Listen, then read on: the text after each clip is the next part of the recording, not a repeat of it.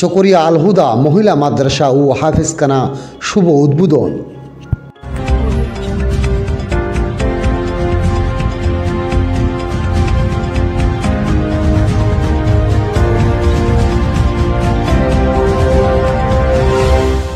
নারীদের ইসলাম শিক্ষায় এগিয়ে নিতে চকরিয়া পৌর শহরের ফুলতলা মসজিদের দক্ষিণ পাশে সড়ক সংলগ্ন বহুতল ভবনে চকরিয়া আল হুদা মহিলা মাদ্রাসা ও হাফেজখানা শুভ উদ্বোধন ও আলোচনা সভা অনুষ্ঠিত হয়েছে।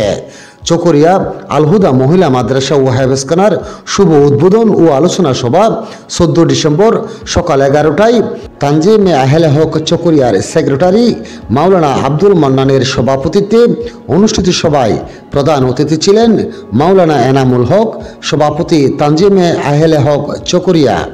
এ সময় বক্তব্য রাখেন মাওলানা কারি নুরুল সুলতান, পরিচালক বানিয়াসর মাদ্রাসা, মাওলানা হুসাইন আহমেদ, পরিচালক বহদ্দারকাটা মাদ্রাসা, মাওলানা আব্দুল মান্নান, প্রধান পরিচালক মাদ্রাসাতুল আবরাব ইসলামনগর কৈয়ারবিল, মাওলানা আনোয়ারুল আলম, পরিচালক সিরিঙ্গা মাদ্রাসা, মাওলানা আব্দুর রহমান, শহীদুল ইসলাম ফুরকান, সাবেক প্যানেল মেয়র চকরিয়া পৌরসভা, মাওলানা ফয়জুল আনোয়ার, পরিচালক আল রেয়াত মাদ্রাসা চকরিয়া, মাওলানা মুর্শেদ ডাক্তার সরওয়ার, প্রবাসী আব্দুল কালেক, মাওলানা সরওয়ার আলম কুতুবি সহ দেশবরণ্য আলেম উলামায়াগণ, মাওলানা আনোয়ার হোসেন, পরিচালক আল হুদা মহিলা মাদ্রাসা চকরিয়া মোনাজাতের মাধ্যমে মাদ্রাসার শুভ উদ্বোধন ঘোষণা করা হয়।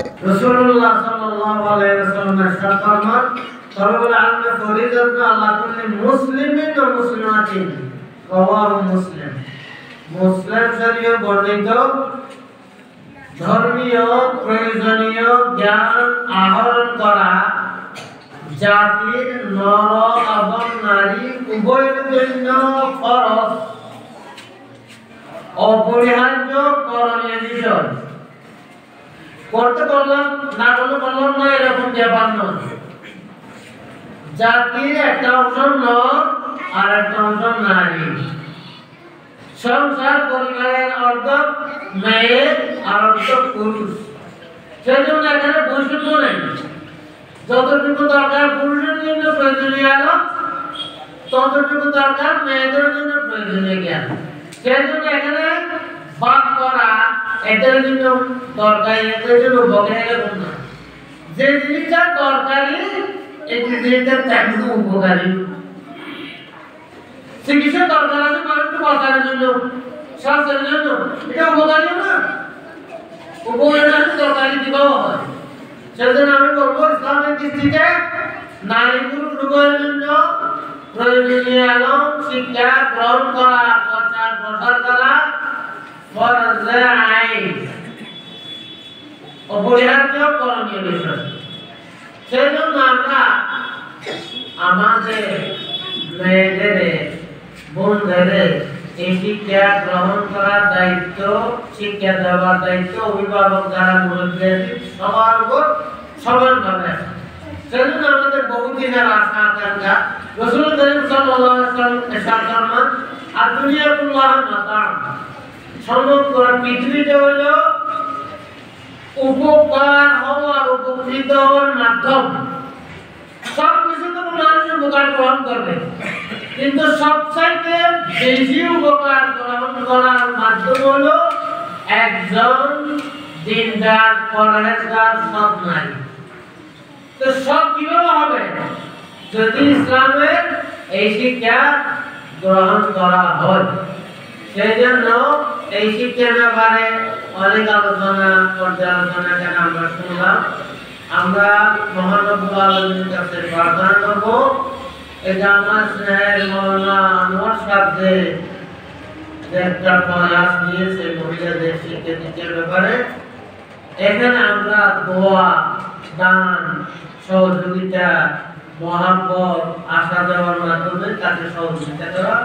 রব্বুল আলামিনের কাছে আমার প্রার্থনা থাকবে আল্লাহ তাআলা তাকে সফল করেন, বরকত করেন, ইখলাসের সাথে, যাতে এই সত্তায় দাঁড়িয়েটা কিয়ামত পর্যন্ত চালু থাকে। এই কথা বলে আমার সংক্ষিপ্ত বক্তব্য জানার চেষ্টা করলাম। আমরা আলাইনা ইল্লাল বালাগুল মুবিন। আসসালামু আলাইকুম ওয়া রাহমাতুল্লাহি ওয়া বারাকাতুহু।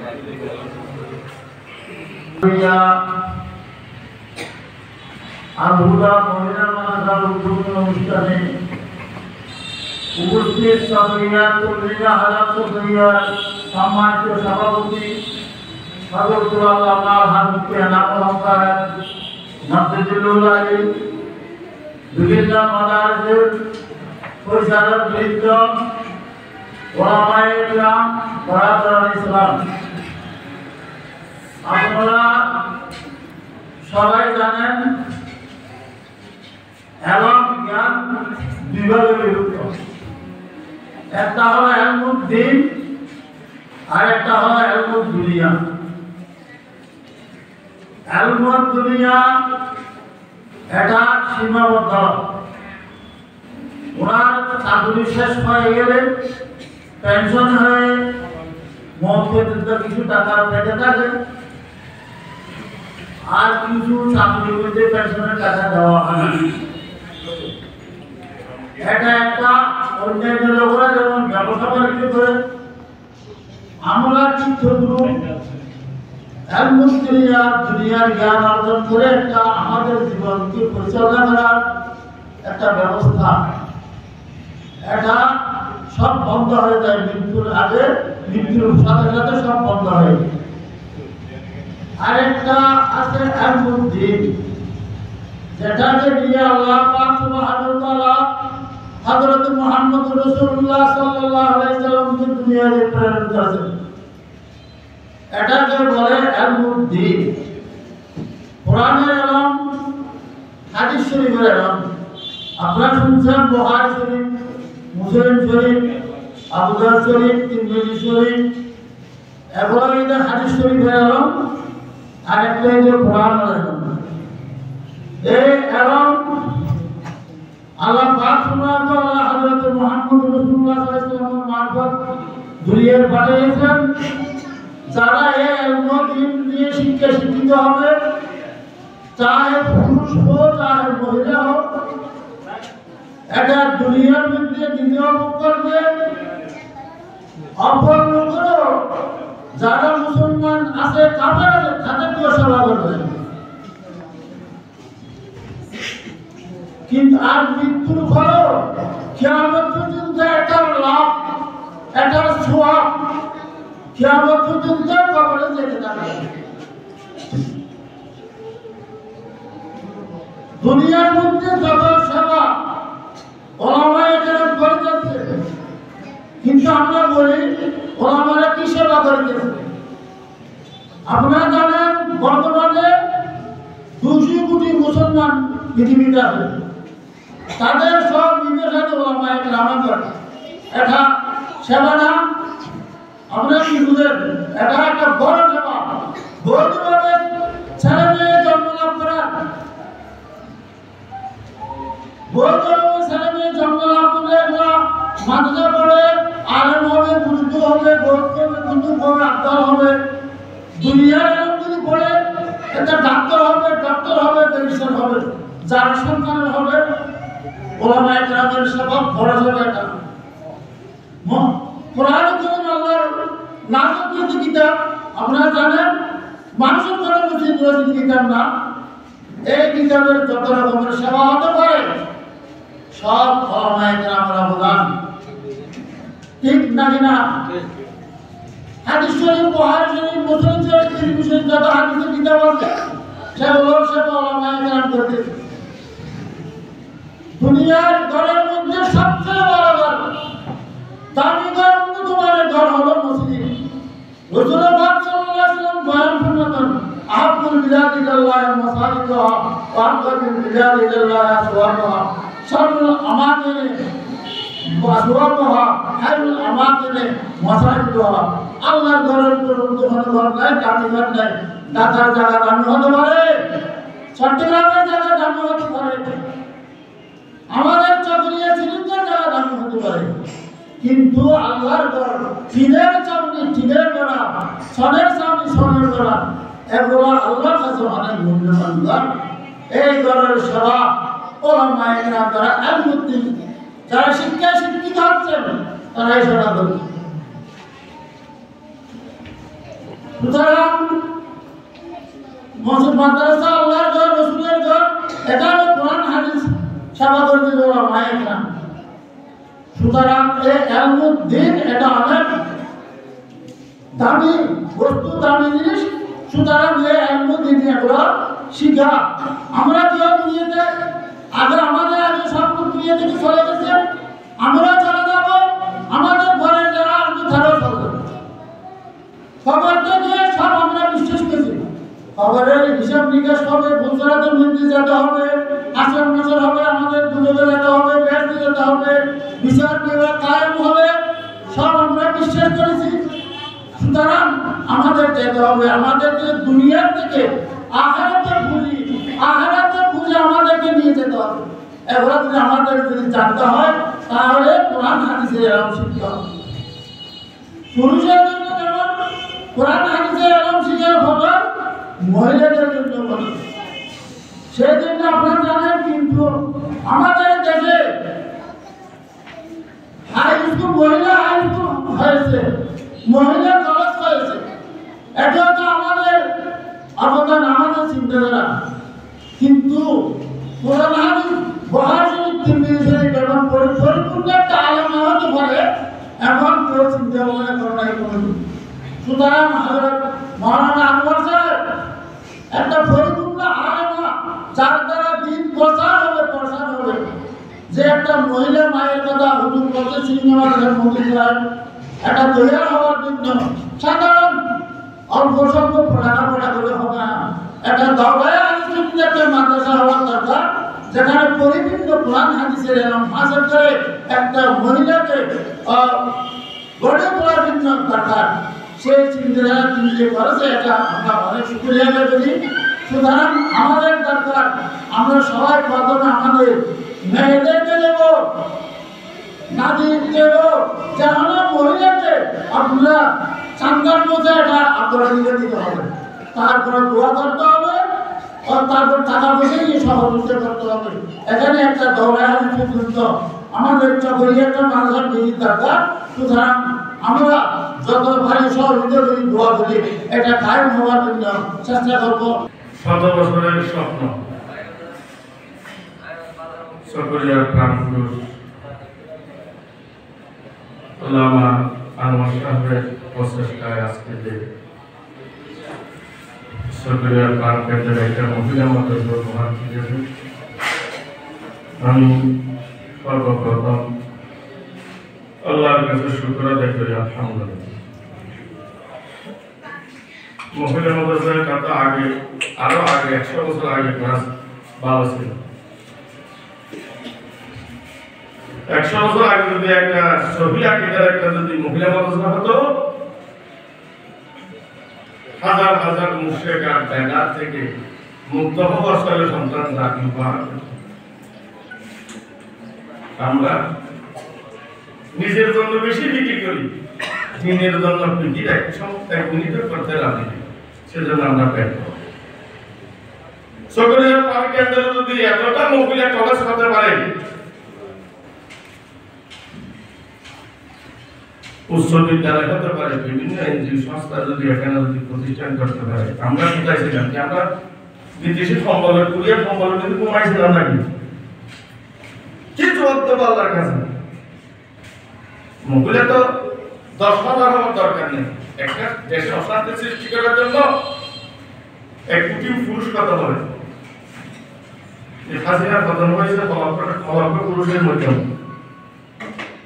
চিন্তা করতে হবে সারা পৃথিবীতে অশান্তি সৃষ্টি করার জন্য একটা মহিলাই যথেষ্ট, যেমন তসলিমা নাসরিন। এশিয়া মহাদেশে একটা তসলিমা নাসরিনের সারা পৃথিবীটা ধর্মের মধ্যে আগুন ধরিয়ে দিয়েছে। আমরা কোথায় ছিলাম? সেলামি কদর আল্লাহর রহমতে 6টা মেয়ে 6টা ছেলে। কিসের জন্য 6টা মেয়ে? কি কুকুর লাগছে নাকি সেটা? কোন কুকুর দিয়েছে? একটা ছেলের মাথায় যদি টুপি না থাকে একটা মেয়ের মাথায় তো বুদ্ধি না থাকে, কুকুরের মতো বাচ্চা জন্ম দিয়ে খাই থাকে। তাই না আমাদের আমরা মোল্লারা সাইদিনা সালের দিনে সব খাই, কিন্তু ওই যে আসল কাজটা করি জবাব দিকে কোনো মানুষকে করতে হবে না, কোনো মাস্টারকে করতে হবে না, তার সাথে ধর্মের কি সম্পর্ক? জুমা নামাজ পড়ে, ঈদের নামাজ পড়ে, একদিন মসজিদে ঢুকে না, তার সাথে ধর্মের কি সম্পর্ক? এটা চাইতে আমাদের সকরিয়ার প্রাণপুর বলতেছি, সিংহপুর বলতেছি, আমি আটটা দিতেছি সকরিয়ার সবচাইতে প্রাণ কেন্দ্রে অবস্থিত এই একটা প্রাণ কেন্দ্রে ইসলামের আর অন্ধকারের জায়গায় একটা আলোর প্রতীক উদ্বোধন করতেছি আমরা, তাকে আমি সকরিয়ার সিংহপুর ঘোষণা করতেছি। আমি ভাবছি আমি ডেলি 30,000 টাকা কামাই, আমি কি করছি? জাতিকে কি দিচ্ছি? লজ্জার ব্যাপার। আপনি এখানে 10 টাকা এখান থেকে বাহির হচ্ছে, হাজার হাজার মহিলার জন্য আপনি হাঁটতে পারবেন? এটা জবাব কি? শুধু আমরা মোবাস করে হবে নাকি 1.5 লাখ টাকা 2 লাখ টাকা নিয়ে এখানে এভাবে ব্যাংকে টেস্টিং করে টাকা কি দিছো, আমার বোনাস কি, এই যে মূল্যবান ধ্বংস করছে। আমার সবকে আমি বলতেছি, আমি সর্বপ্রথম আমার মেয়েকে এখানে ভর্তি করে দেবো। আলহামদুলিল্লাহ। একটা মাদ্রাসা হলে সর্বপ্রথম কুয়াশানা দিতে হবে, আমি কুয়াশানা দেব। দ্বিতীয় নম্বর কুয়াশানা দিতে হবে, আমি তৃতীয় নম্বর দয়াশানা দিতে হবে। টাকা টাকা এবার কিসের টাকা? তখন আর খাবারে কি পকেট আছে নাকি? ইসলামিক সরকারের কাছে লক্ষ লক্ষ টাকা কামাইতেছে, যাওয়ার সময় লক্ষ টাকা খাবারে দিতে পারবে? কিসের টাকা ভাই? সর্বপ্রথম 3টা জিনিস দিতে হবে, কুয়াশানা, দুয়াশানা, যদি সুযোগিতা লাগে টাকা আছে না, সর্বপ্রথম কুয়াশানা দেব, দ্বিতীয় নম্বরে দুয়াশানা দিয়ে ফেলছি আর দেবো, যদি টাকার প্রয়োজন হয়, যদি একা না হয় টাকাও দেব।